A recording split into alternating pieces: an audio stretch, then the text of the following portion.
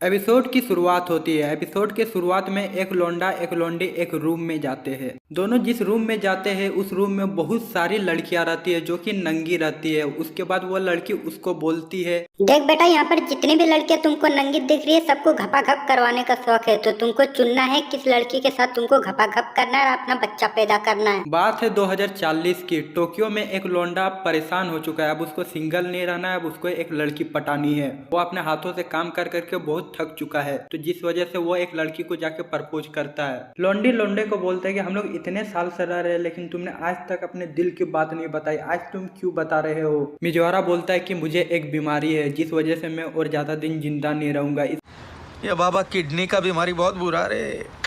दिन में 10 बार पानी पियो, 20 बार जाओ, आधा जिंदगी साला बाथरूम में चला जाता है रे। उसका प्रपोज एक्सेप्ट नहीं करती है, उसको छोड़ के यानी कि काट के चली जाती है। साला ये दुख का खत्म नहीं होता बे।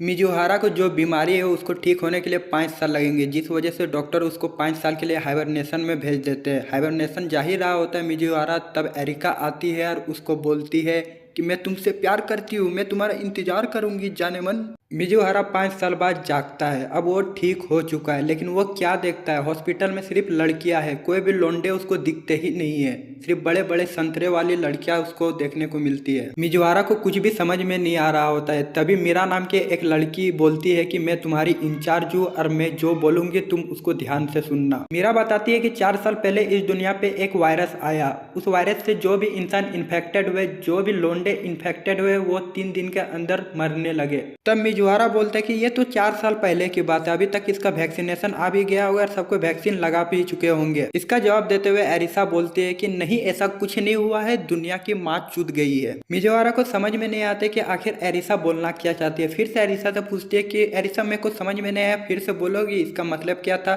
एरिसा बोलती है कि दुनिया की पॉपुलेशन इतनी कम हो चुकी है कि माँ चोदने के लिए भी कोई बचा नहीं है। मिजुहारा को एरिसा के इस बात पे विश्वास नहीं होता है। वो पूरा शहर घूमने लगता है, लेकिन उसे कोई भी लौंडा नहीं दिखता, कोई भी आदमी नहीं दिखता है। शहर पे सिर्फ औरतें दिखती है और औरतें उसे गंदी नजरों से देखने लगती है। यह सब देख के मिजुहारा को पता लग चुका है कि दुनिया के लौड़े लग चुके हैं। अब दुनिया को कोई भी नहीं बचा सकता है, मुझे सब लड़कियां छेड़ेगी। अरे साला, ये मिजुहारा की किस्मत कितनी अच्छी है। हमें इस दुनिया पे क्यों नहीं पैदा होने को मिला। हम भी उस दुनिया पे जाते, हम अकेले लड़के जिंदा रहते और हम भी मजे करते। सुबह उठ के घपाघप करते, सोते टाइम घपाघप करते, खाने टाइम घपाघप करते, पढ़ते टाइम घपाघप करते, हर टाइम घपाघप ही करते और कुछ नहीं करते। आगे एरिसा बताती है कि दुनिया में सिर्फ 5 ही लोग बचे हैं। जी हाँ, 5 ही लोग बचे, बाकी सब औरतें बची है। और जो लोग बचे वो भी उसकी तरह हाइबरनेशन में 5 साल थे, जिस वजह से वे लोग बचे हैं। इसके बाद एरिसा मिजुहारा को अपने क्वार्टर पे लेके जाती है। वहाँ बताती है कि मिजुहारा, तुम जितना चाहो उतनी लड़कियों के साथ घपाघप करो, ताकि जितने हो सके उतने बच्चे तुम पैदा कर सको।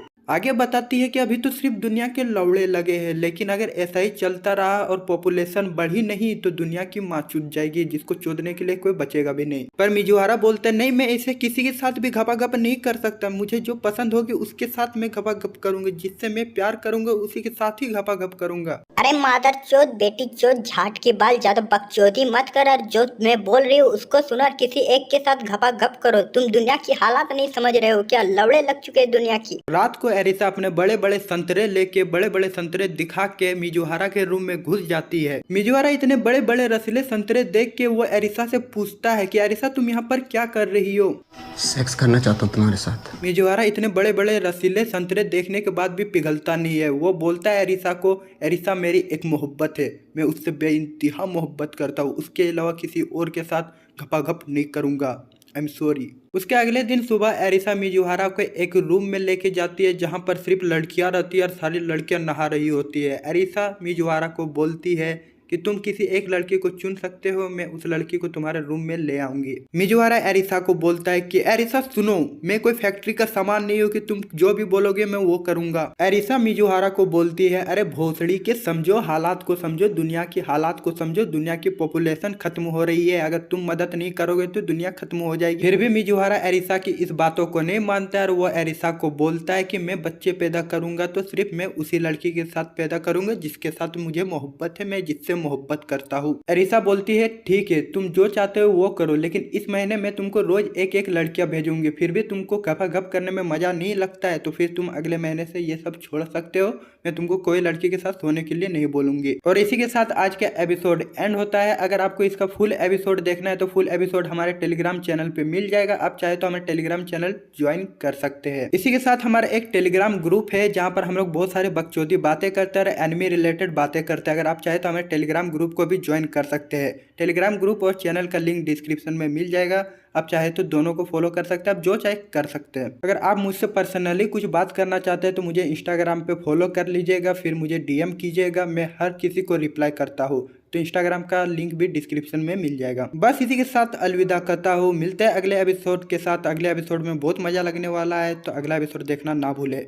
तो जय हिंद, जय भारत, अलविदा।